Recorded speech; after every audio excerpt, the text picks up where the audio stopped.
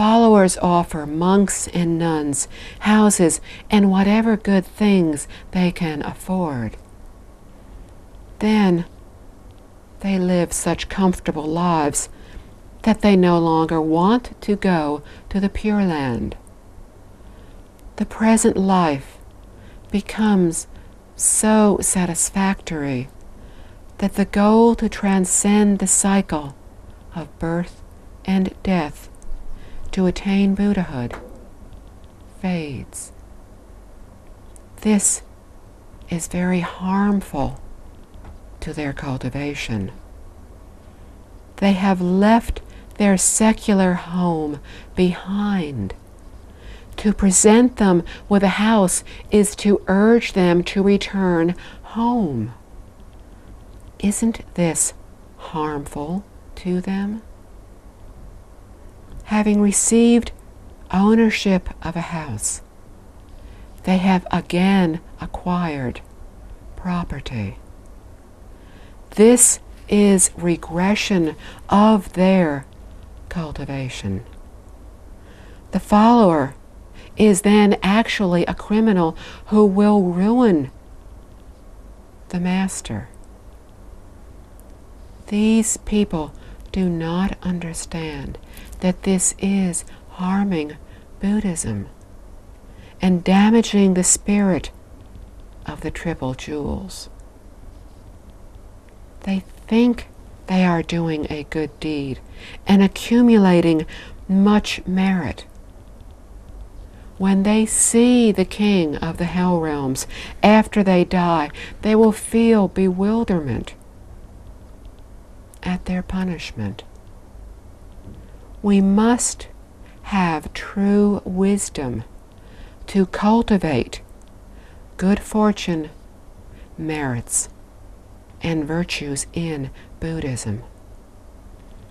Followers need to be told this, but many masters are reluctant to tell them because then they may not receive offerings. What about me? I am determined to go to the Pure Land. I will not remain in this world to continue suffering. Thus, to tell the truth, I do not care whether you make offerings to me or not. It would be even better for me if you did not, for it would save me a lot of trouble. Because of this, I started the corporate body of the Buddha's Educational Foundation, which is dedicated to the printing and distribution of Buddhist books. I told the manager, print more if there are more offerings, print less if there are less offerings. There is no need to print any if there are no offerings, which is best. When too many offerings are received, we have to take the trouble to select among all the Buddhist books to determine which ones are most suitable to print and then decide how best to print them.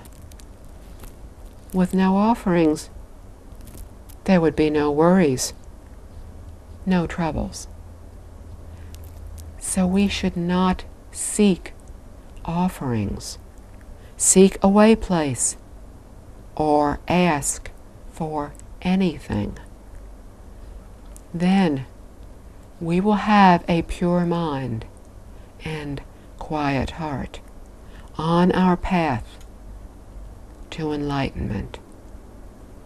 Cultivating a pure mind and a quiet heart is helping others to cultivate the same, and staying away from fame and profit is true cultivation.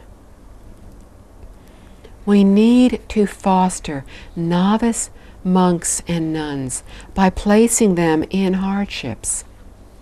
If we cannot bear to see them suffering hardships, we are harming them.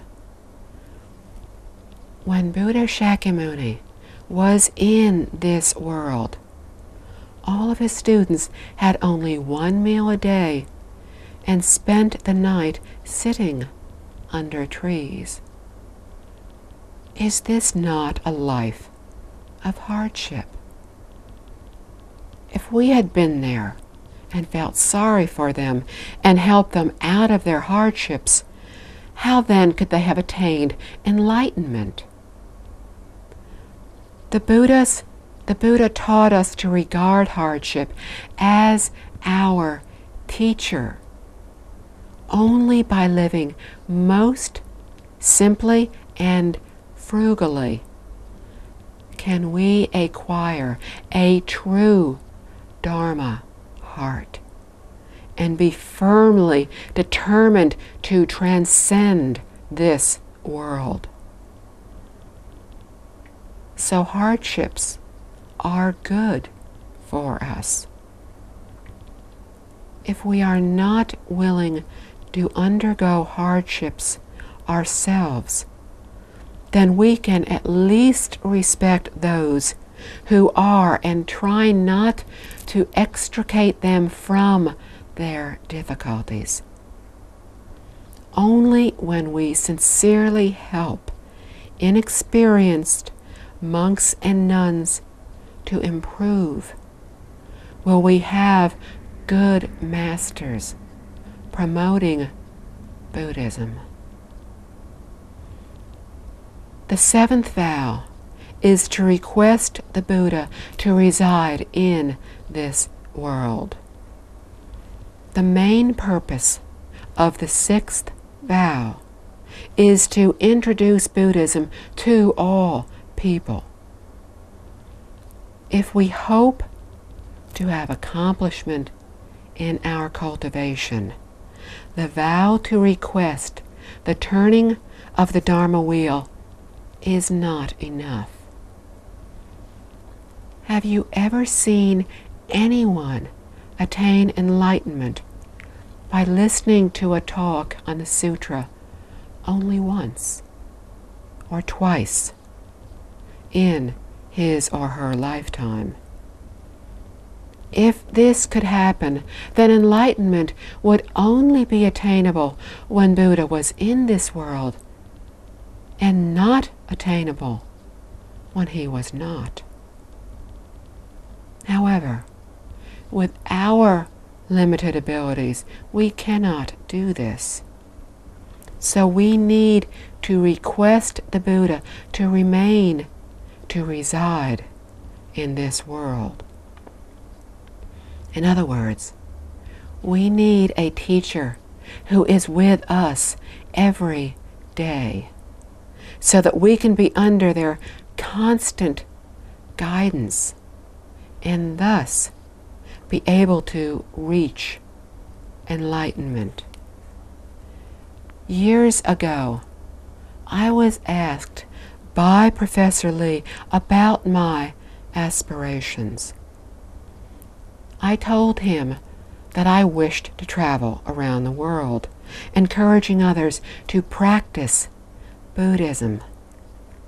He nodded and told me that this was good, that I could achieve, but I could not help others to do so. I asked, why? He replied that I could only propagandize. He said that he had lived in Taichung for more than 30 years, and therefore many people had attained achievement. He went on to explain that if he had not lived in Taichung, but had visited there once or twice a year, then nobody would have had any achievement. To be able to help another, there needs to be an existing affinity.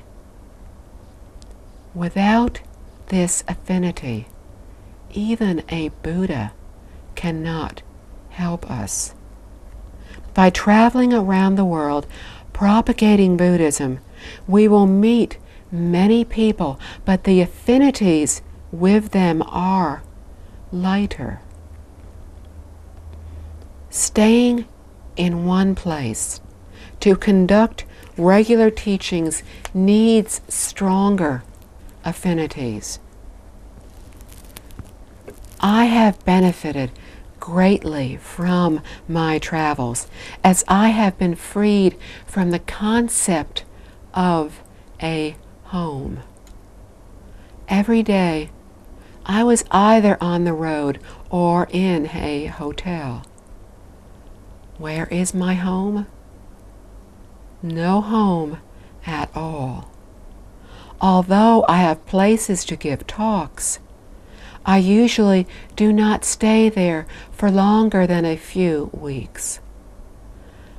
The shattering of the idea of home has proven to be an escape for me. If we want to reach any achievement, we need to request the Buddha to remain in this world.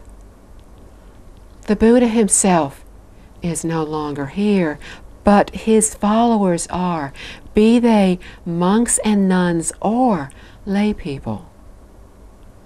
Those who are knowledgeable and virtuous can be invited to reside in our town or city to give teachings.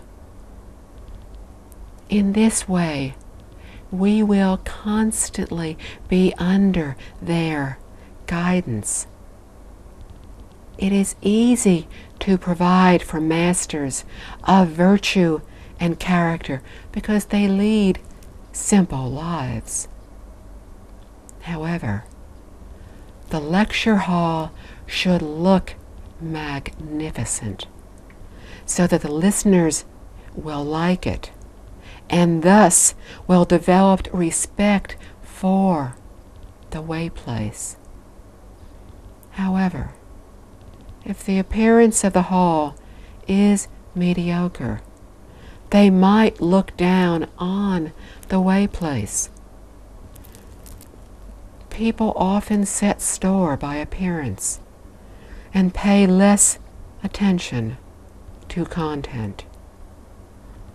Although a person who knows the true value of things does not attach much importance to appearance, a splendid and imposing looking lecture hall is necessary for people to see initially.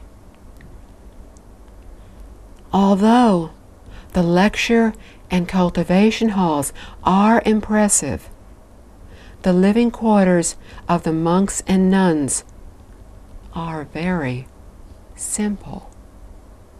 If we look at the temples in China, we will understand. Even the head monk or nun lives in a small room. The luxurious exterior rooms are only for lay people and visitors. By carefully observing this, we will know the right manner to have and the right methods we need to adopt. Doing so properly will enable Buddhism to take root, grow, blossom, and bear fruit wherever we live. From the above, we can see that the 10 great vows of Bodhisattva, of the first 7, are the vows for Bodhisattvas and vow and conduct. The last 3 of these vows are the ways to dedicate all merits. The 8th vow is to constantly be a diligent follower of the Buddha's teachings.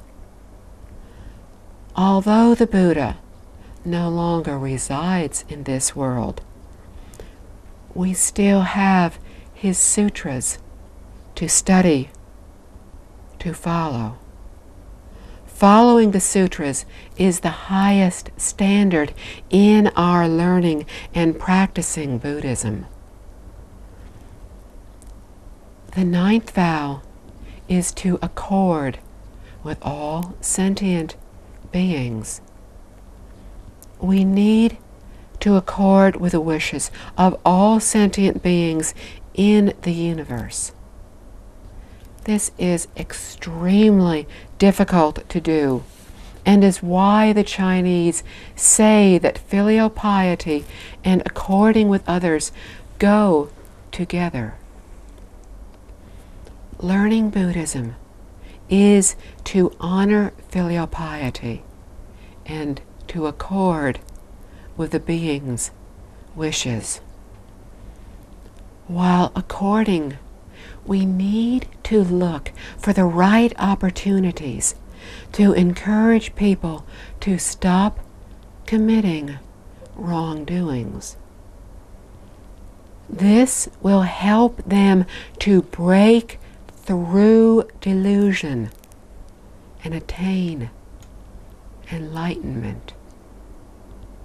However, to do this perfectly, we need to recognize the right way and time, and for this we need wisdom, expediency, and flexibility. The 10th vow is to dedicate all merits. This means dedicating all of our good deeds and merits to all the sentient beings in the universe. It means broadening our hearts so that the entire universe becomes one entity. Only when we have reached this state can we be said to have attained the great perfection. In our learning and cultivation of the Pure Land, we use 5 sutras and 1 sastra or commentary. The Buddha speaks of the Infinite Life Sutra of adornment, purity, equality, and awakening of the Mahayana school, the Amitabha Sutra, the Visualization Sutra, the chapter of Universal Worthies, Conduct and Vows from the Flower Adornment Sutra, the chapter on the perfect, complete realization of great strength bodhisattvas through Buddha name recitation from the Surangama Sutra, and Vasubandhu Bodhisattva's report on the way of reaching the Pure Land. We practice the 5 guidelines of the 3 conditions, the 6 harmonies, the 3 learnings, the 6 paramitas, and the 10 great vows of universal worthy bodhisattva. Very simple, very clear, not at all complicated. If we consistently follow these, our learning and cultivation, then we are sure to succeed.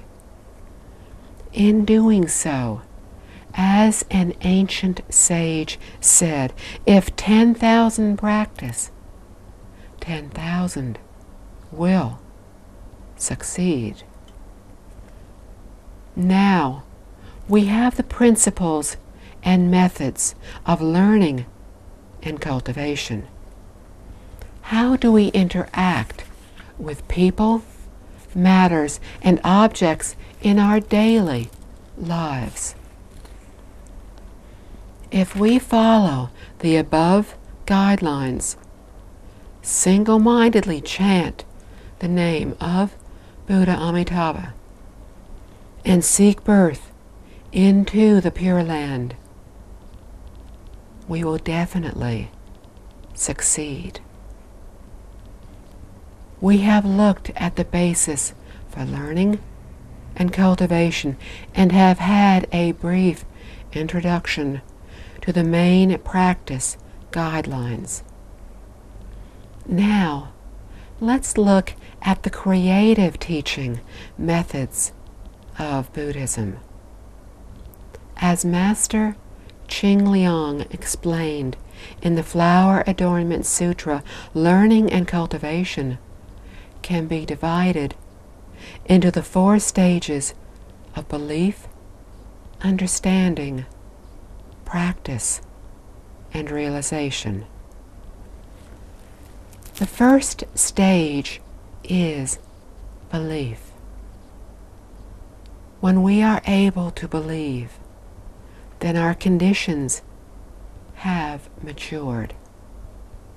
There is a saying, the Buddha is unable to help those who have no affinity with him. What is affinity? It is being able to believe. Even a Buddha cannot help someone whose conditions have not yet matured. However, when they have matured, the person will believe. Then the Buddha can help. Religions are different from Buddhism in that once the believers have faith, they are saved. Whereas in Buddhism, belief in Buddhism means that we believe in the benefits of Buddhism and accept one of the many methods. Once we have belief, we have to have understanding. Buddhism explains the truth of life and the universe. Only after we have acquired a true understanding of it can we begin our practice. Therefore, practice is based on understanding. If we do not understand the principles and methods, how can we practice? True practice is based on the foundation of principles and correct methods. The ultimate goal of practice is to attain achievement, to attain the real benefit. What is achievement? It is the application of what we believe, understand, and practice in our daily lives to attain the ultimate enjoyment in life. For example, what we find in the Infinite Life Sutra is just what we think and practice. What we think and practice in our daily lives conforms with the sutra. This is attainment and true reality. And this is what makes Buddhism so valuable. Thus, we need to understand the proper sequence of cultivation, which is belief, understanding, practice, and attainment. When we speak of belief, first we believe in ourselves. This is where Buddhism differs from religion. In religion, the most important criteria is to believe in God. In Buddhism, the most important criteria is to believe in ourselves, not in something outside of ourselves. We need to believe that we have the same Buddha nature. Believe that originally we were Buddhas. Believe that we are no different from Buddhas. Believe that our true nature has become polluted, and that once we remove this pollution, we will uncover our true self nature. However, if we are always dwelling on thoughts that we have heavy karmic obstacles and fear that this will keep us from achieving attainment, then we will definitely not achieve. Why? If we do not believe we can achieve, then even the Buddha and Bodhisattvas cannot help us. Buddhas and Bodhisattvas can only help those who help themselves. Therefore, it is crucial that we have this confidence and belief in ourselves. In addition, we also need to believe in the teachings of the Buddha. We have been told infinite principles and methods. We will surely succeed as long as we follow them. After we have belief in ourselves, we need to have belief in the Buddha's teachings. Master O.E. described this as believing in principles and in matter. Where does matter come from? From the principle that is the pure mind of the true nature. All phenomena in the universe arise from this principle. They are related by the endless cycle of birth and death.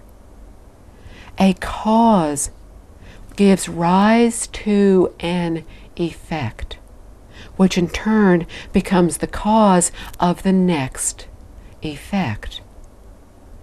This process continues ceaselessly. Developing understanding and belief in true reality builds our confidence, enabling us to seek thorough understanding of everything. Only in this way can we be free of confusion and doubt, which are obstacles in our cultivation, and thus we can obtain enjoyment and smooth advancement. In practicing Buddhism, it is most important to accept the teacher's instructions and practice according to the recommended methods. This has been the right way to learn since ancient times. The first requirement was to follow the 5-year restriction which was set by the teacher. In so doing, the teacher took full responsibility for whether the student succeeded or failed. This is the principle of honoring teachers and revering their teachings. This principle, however, no longer holds today, for teachers are not responsible and students are not earnest. The principles of teaching are declining, and this is the tragedy of our times. Students no longer respect teachers, and teachers no longer sincerely want to help students achieve. The 5-year learning restriction resulted in the student following just one teacher. It laid the foundation for the 3 learnings of self-discipline, deep concentration, and wisdom. It was the responsibility of the teacher to see that the student learned this. Consider Zen Buddhism. What did the teacher ask of the student for the first 5 years? They were assigned simple manual labor and asked to perform it earnestly, without change, every day. They were also to memorize the sutra. They were to read after completing their work and not to be concerned with anything else. The purpose of this labor was not to treat them as servants. After a while, the student felt bored and would think that he or she had worked very hard for 5 years without accomplishing anything. In actuality, he or she had accomplished much without realizing it. What was acquired? Afflictions were greatly reduced, and concentration was increased because of a ban against seeing and listening to many things. If the ban was properly followed, the students attained both good fortune and wisdom. What is good fortune? Working every day in the way place was cultivating the practice of giving.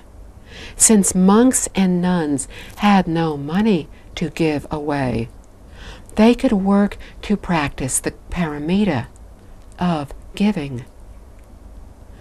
Through the restrictions on listening and reading, they thereby concentrated the 6 sense organs, and the students also acquired a pure mind and attained deep concentration. This is wisdom.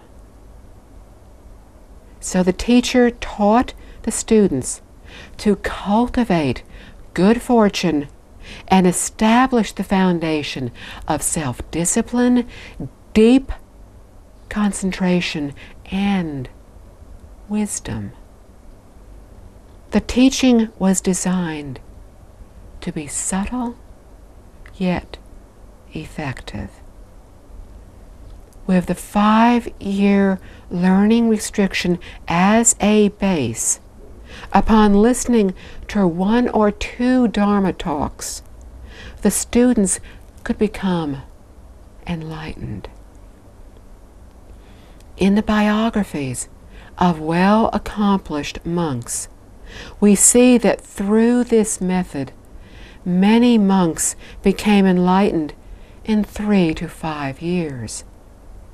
Today, however, practitioners can live in a way place for 30 or 50 years, even a lifetime, without awakening. They may have read numerous sutras but remained unenlightened.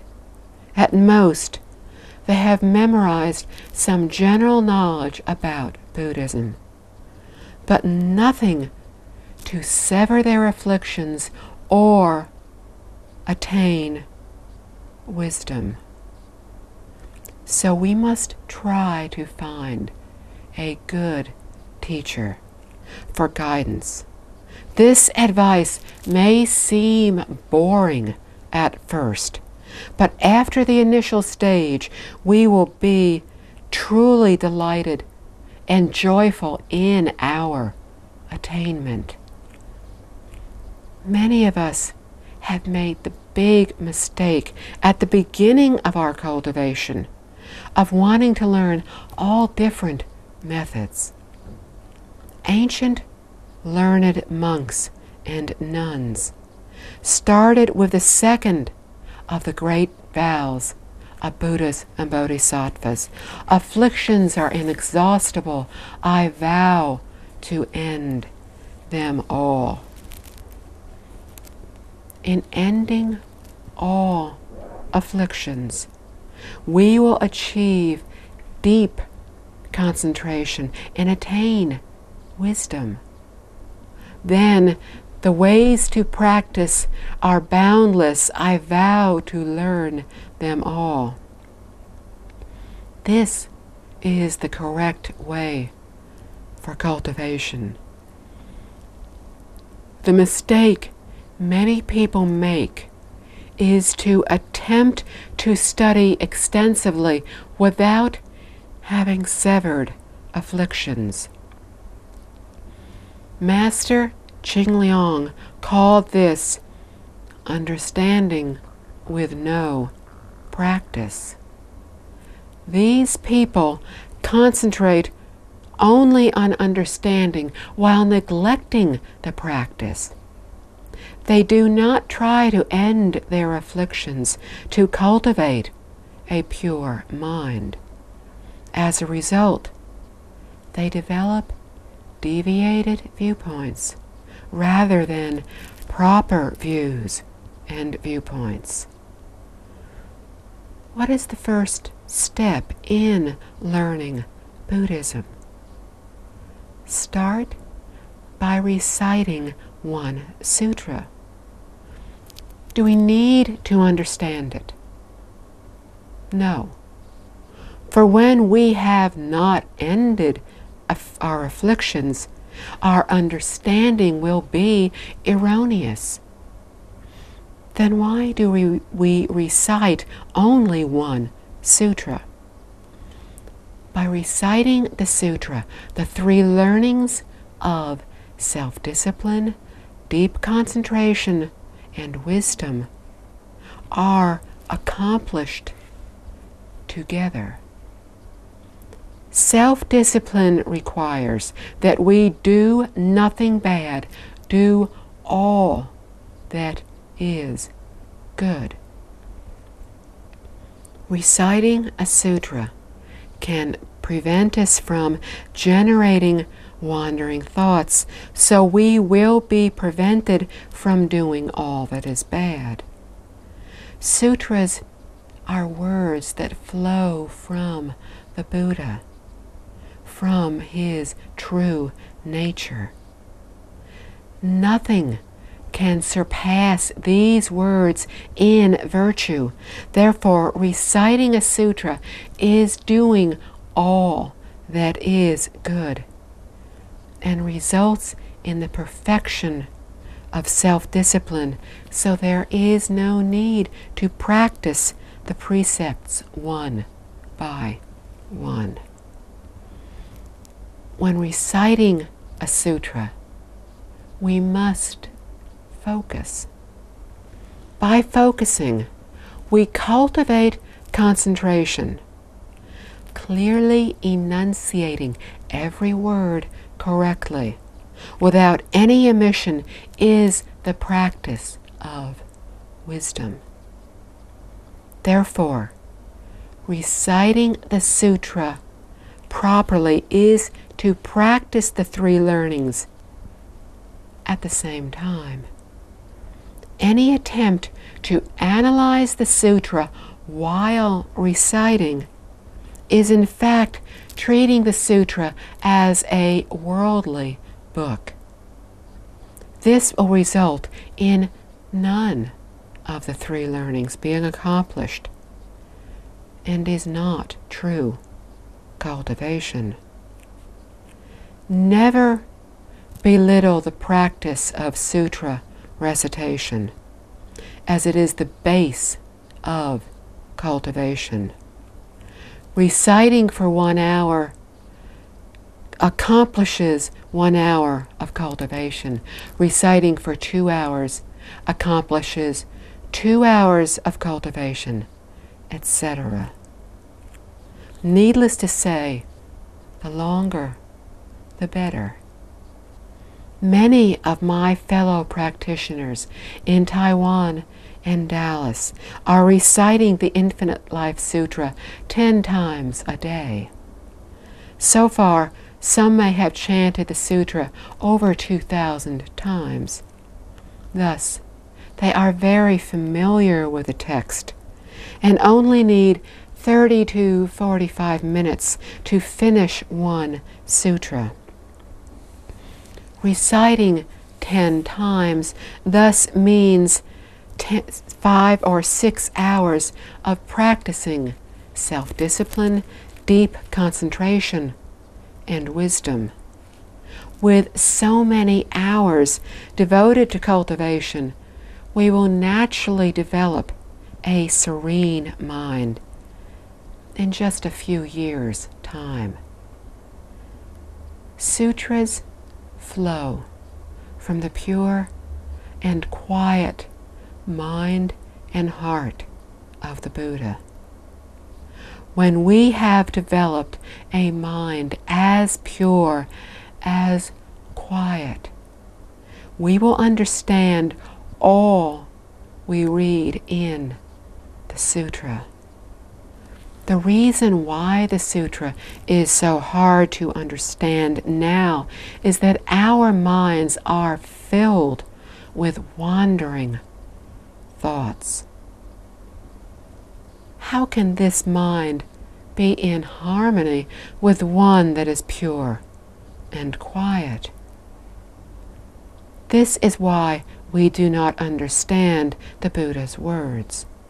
So if we want to learn from a good teacher, we need to trust and believe that their methods are proper and correct. Just choose one sutra without being distracted by others. If we choose to follow the Pure Land school, we recite and study the Infinite Life Sutra. If we choose to follow the Tiantai school, we recite and study the Lotus Sutra. If we choose to follow the Flower Adornment Sutra, we recite and study the Flower Adornment Sutra. When choosing a school, follow its principles and delve deeply into the sutra for 5 years. In other words, sever all afflictions and try to develop a pure and quiet heart. This is the first step in learning Buddhism. Frankly, 5 years of learning and cultivating were enough for a practitioner to gain a pure mind in the past, because their minds were not as polluted as ours now are. In the past, children would remain innocent until around 10 years of age. Then they would begin to be aware of differences between right and wrong, self and others. They would begin to develop such characteristics as greed, anger, ignorance, and arrogance. Look at today's children. They start showing greed, anger, ignorance, and arrogance when they are only a few years old. Where do they learn these things? From television. They are exposed to television every day. They naturally become polluted. They do not have the happy, innocent childhood their parents had. How unfortunate they are. I was born and grew up in the countryside and was neither knowing nor sensible and aware of the world until I was 13. True happiness is to remain innocent as long as possible in childhood and to not be aware of any of the suffering in the world. All I knew was how to play. Once we lose our childhood innocence, we are no longer happy.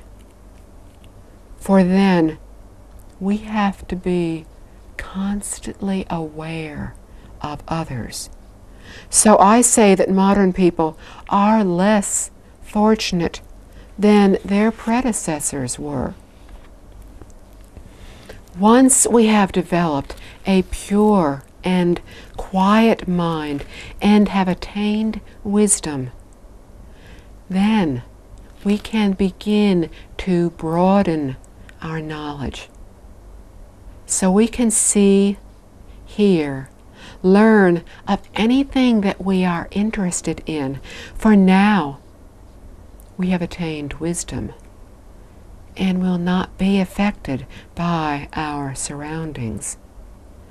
Since we have self-control, the more we see and hear, the wiser we will become, and the greater our strength from deep concentration will be. How are deep concentration and wisdom increased? Remaining unmoved by our surroundings will enhance deep concentration. Developing a clear and understanding mind will enhance wisdom.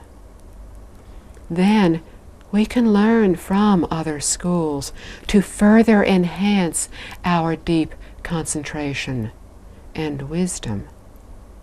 First, we practice self-discipline, deep concentration, and wisdom to attain our original wisdom. Then we can learn extensively to perfect our acquired wisdom. This is the way of learning from ancient times. The Buddha told us in the great Prajna Sutra, innocent, intuitive wisdom knows all. So we must cultivate innocence first. The 5-year method of practicing self-discipline results in our remaining innocent of the happenings in the world. When we are once again in contact with the world, we will be aware of knowing all. This is the proper sequence and method to learn and practice Buddhism. Ancient patriarchs not only abided by the rules set by Buddha Shakyamuni, but also took Confucianism as the basis for their learning and practicing. Chinese Buddhism has abandoned Theravada Buddhism in place of Confucius teachings. Chinese Buddhists, as the basis for learning Buddhism, adopted the 5 virtues of Confucius of gentleness, kindness, respectfulness, thriftiness, and humility. From this foundation, they developed the 3 conditions, the 6 principles of harmony, the 3 learnings, the 6 paramitas, and the 10 great vows of universal, worthy bodhisattva. All the schools of Mahayana Buddhism adopted this framework of learning and teaching. In other words, we can accomplish our learning and cultivation in any school, as long as we follow these principles and methods. So we can say that taking the 5 virtues and 6 harmonies is the basis and a unique characteristic of Chinese Buddhism. There was another advanced method of teaching and learning in Buddhism: continuing education for teachers. It was not until recently that this method again came into use. When he was in this world, Buddha Shakyamuni had many students. Some stayed with him because they had not yet finished their study, and thus had not yet become independent. But others had reached some level of achievement. The latter were bodhisattvas who were responsible for spreading Buddhism. They went to different locations, set up way places, and taught on behalf of the Buddha. Then they would return to where the Buddha was for 3 months for a summer retreat, for continuing education. This is similar to today's summer vacation, when the students are out of school, but the teachers cannot rest, for they need to receive further training. So the bodhisattvas went back to be with the Buddha for a summer retreat. They listened to his teaching, and thus were able to increase their concentration, wisdom, and virtues. They also discussed difficulties they had encountered in their teaching and tried to find solutions. They learned from each other in seeking self-improvement. This system of continuing education has been infrequently seen in Chinese history. It is advisable that way places and Buddhist societies conduct summer and winter retreats of Buddha name recitation and Zen meditation, seminars, etc., for short-term training. This is very effective, and people are able to accept this idea of short-term continuing education. If we directly tell them that it is for severing afflictions, cultivating self-discipline, concentration, and wisdom, and transcending the cycle of birth and death, only a few people can accept this concept or will be interested. Amitabha.